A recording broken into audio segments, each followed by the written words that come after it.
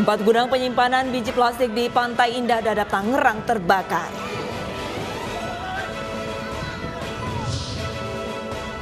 Berkasnya dilimpahkan polisi ke Kejaksaan, Gisel mengaku siap menjalani sidang.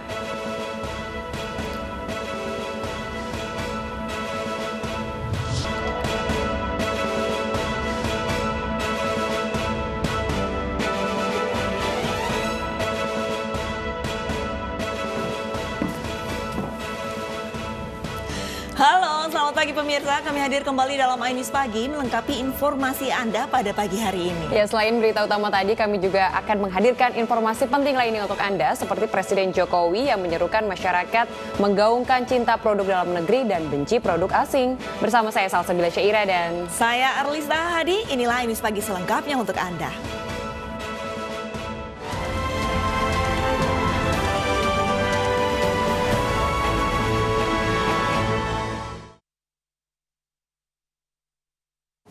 Pemirsa, di informasi pertama, 4 gudang penyimpanan biji plastik di Pantai Indah Dadap Tangerang terbakar. Material yang mudah terbakar dan hembusan angin sempat sulitkan pemadaman. Sangat besar sekali.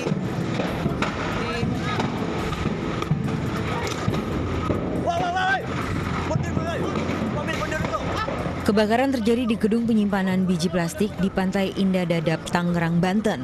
Ledakan kecil terdengar dari dalam gedung.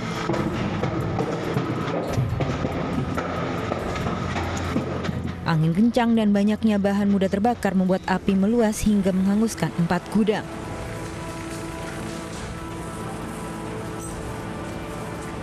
Pas dari rumah ngeliat pabrik udah ngumpul kayak gitu, terus tahu-tahu di sini udah rame.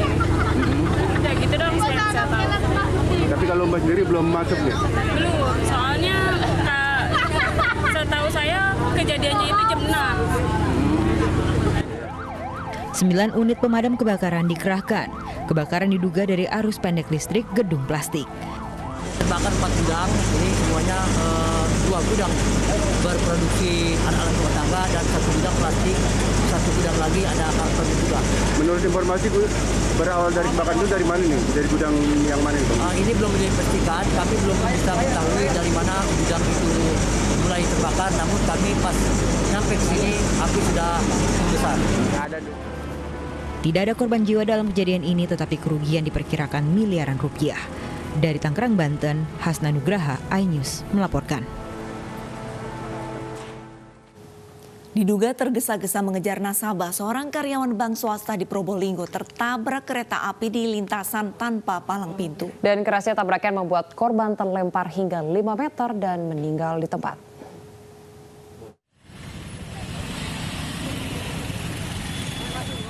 Kecelakaan kereta api dengan sepeda motor ini terjadi di perlintasan kereta api tanpa palang pintu di Desa Celara, Kecamatan Leces, Kabupaten Probolinggo, Jawa Timur.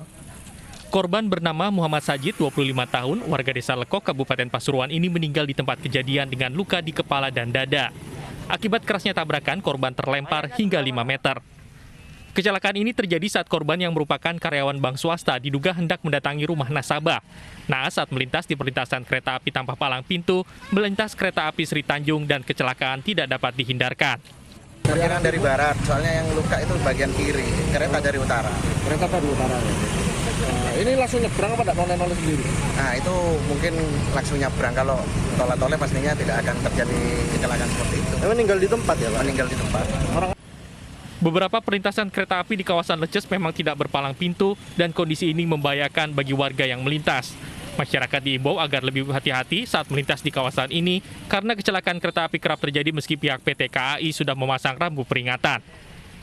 Dari Probolinggo, Jawa Timur, Hana Purwadi, iNews melaporkan. Pemirsa, seorang pria ditemukan tewas tergeletak di trotoar Jalan Swadharma Raya, Pesanggerahan, Jakarta Selatan pada Kamis pagi. Warga dan petugas belum mengetahui penyebab kematian pria tersebut.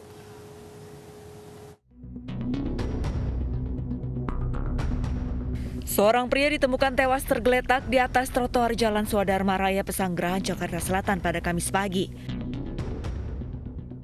Korban sudah diketahui identitasnya. Jenazah ini bernama Sugeng, berusia 45 tahun.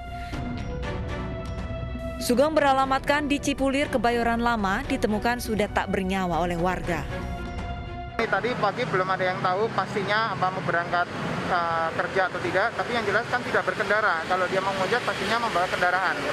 Nah, pagi tadi ditemukan tidak membawa kendaraan dan warga menemukan sudah dalam kondisi terjatuh dan ternyata begitu dilakukan pengecekan sudah meninggal. Guna mengetahui penyebab pasti tewasnya pria tersebut, kini Polsek Pesanggerahan tengah mendalaminya. Dari Jakarta Selatan, Den Helmi Sejangbati, iNews melaporkan.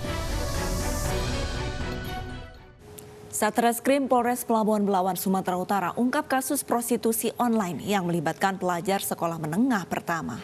Ya, tersangka menjajakan korban melalui media sosial Facebook. Dua tersangka kasus prostitusi online ditangkap Satreskrim Polres Pelabuhan Belawan, Sumatera Utara setelah bertransaksi menjual seorang pelajar SMP sebagai pekerja seks komersial.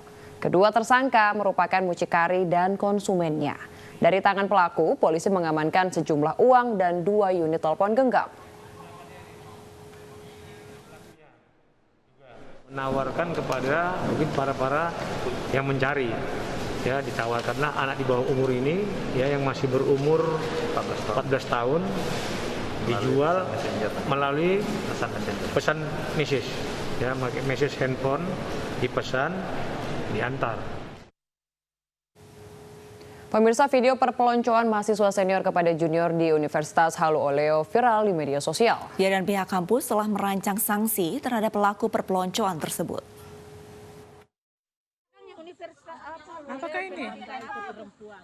Inilah aksi perpeloncoan yang dilakukan mahasiswa senior kepada mahasiswa junior Universitas Halu Oleo di Pantai Nambo, Kota Kendari. Video ini viral di media sosial dan menuai beragam komentar. Sementara itu pihak kampus menyatakan tidak bertanggung jawab dan tidak akan memberikan pendampingan hukum jika kasus ini masuk ke ranah pidana. Sanksi kepada mahasiswa yang melakukan perpeloncoan masih akan dikoordinasikan pihak kampus berdasarkan aturan universitas. Staf ahli hukum Universitas Halu Oleo, Laode Sarjon, mengatakan sanksi tersebut nantinya akan diberikan sesuai dengan hasil temuan pelanggaran yang dilakukan oleh para mahasiswa. Di sana ada opsi teguran tertulis, ada opsi skorsing, ada opsi drop out. Tapi saya kira prosedur apakah sanksi mana yang dipilih itu dilakukan secara berjenjang. Sebelumnya beredar video perpeloncoan mahasiswa Fakultas Keguruan Ilmu Pendidikan jurusan Pendidikan Ekonomi Universitas Halu Oleo saat melaksanakan latihan dasar kepemimpinan. Aksi ini pun mendapat sorotan publik setelah viral di media sosial. Dari Kendari, Sulawesi Tenggara, Muhtarudin, iNews melaporkan. Propam Polres Binjai menindak oknum polisi yang meletuskan senjata api saat razia protokol kesehatan di sebuah kafe di Medan, Sumatera Utara. Dan polisi siap menjatuhkan sanksi tegas kepada oknum tersebut.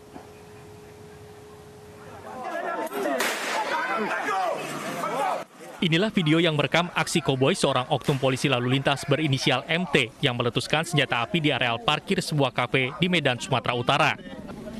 Aksi koboi MT ini terjadi saat tim Satgas Penanganan COVID-19 Sumatera Utara melakukan razia protokol kesehatan di kafe tersebut. Namun saat Satgas meminta kepada pengunjung kafe untuk membubarkan diri, oknum polisi MT mendadak mengeluarkan senjata api miliknya dan meletuskannya sebanyak 2 kali di tengah keramaian. Saat ini MT sudah diproses dan ditahan. Penyidik Propam juga menyita senjata api milik pelaku. Ya, yang di Binjai itu sudah ditangani dan sudah proses. Anggota tersebut sudah dilakukan penahanan oleh Propam Polres Binjai. Untuk mencegah hal serupa, Polda Sumatera Utara menginstruksikan masing-masing pimpinan satuan kepolisian memantau tingkah laku serta meningkatkan pengawasan penggunaan senjata para personilnya. Dari Medan, Sumatera Utara, Aminur Rashid, iNews melaporkan. Tangis keluarga dari anggota BRIMOB yang gugur dalam tugas pecah saat jenazah tiba di kampung halamannya di Kolaka Utara, Sulawesi Tenggara. Bribtu Herlis gugur dalam kontak senjata dengan kelompok Mujahidin Indonesia Timur di Poso.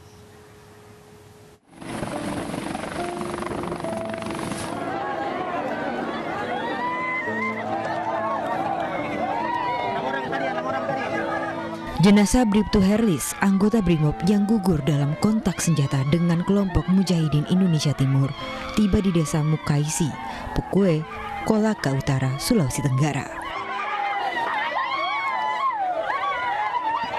Keluarga korban menangis saat melihat peti jenazah Bribtu Herlis dibawa ke mobil jenazah.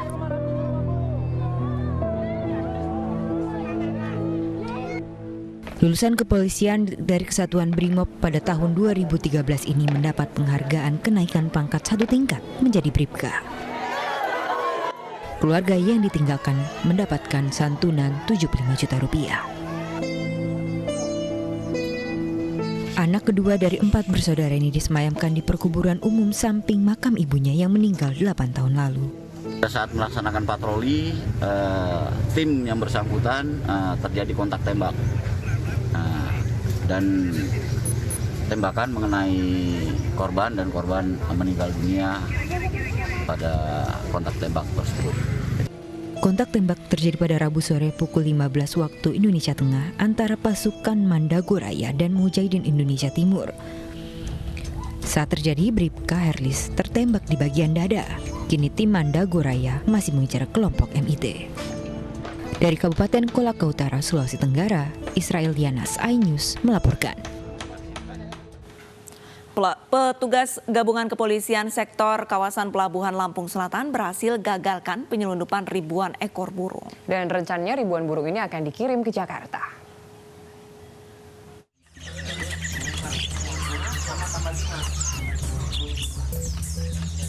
Ribuan burung yang dikemas puluhan kardus ini berhasil digagalkan petugas gabungan kepolisian sektor kawasan Pelabuhan Bakauheni bersama Balai Karantina Pertanian dan BKSDA Lampung. Polisi berhasil menangkap 2 pelaku di area pemeriksaan Seaport Introduction Pelabuhan Bakauheni, Lampung Selatan. Masih kita dalami, kemungkinan besar ini berasal dari Sumatera. Untuk yang dilindungi itu kurang lebih ada 12 jenis ekor burung yang dilindungi, kurang lebih ada 154 jenis ekor burung yang dilindungi. Ribuan ekor burung diangkut menggunakan kendaraan jenis pick-up nomor polisi BE1067UR. Penyelundupan burung rencananya dibawa dari Lampung Tengah ke Jakarta. Petugas mencatat ada 74 paket dengan rincian 35 boks keranjang plastik, 34 buah kardus kecil dan 5 buah kardus besar dengan total sekitar 1093 ekor burung dengan golongan dilindungi dan tidak dilindungi. Jenis burung yang dilindungi salah satunya adalah cucak daun besar, cucak daun mini, dan cucak daun Sumatera. Identifikasi yang dilindungi nanti akan diproses secara hukum. Untuk proses tindak lanjutnya ini akan dilanjutkan prosesnya ini dalam pelanggaran Undang-Undang Konservasi tahun 90 nomor 5 tahun 90. Untuk pasal yang dilanggarnya pasal 21 ayat 2 dengan ancaman hukuman maksimal 5 tahun dengan denda 100 juta. Jenis burung yang dilindungi akan diserahkan ke Penegak Hukum Lingkungan Hidup dan Kehutanan atau Gakum LHK Provinsi Lampung. Dari Lampung Selatan, Lampung, Heri Fulistiawan, iNews melaporkan.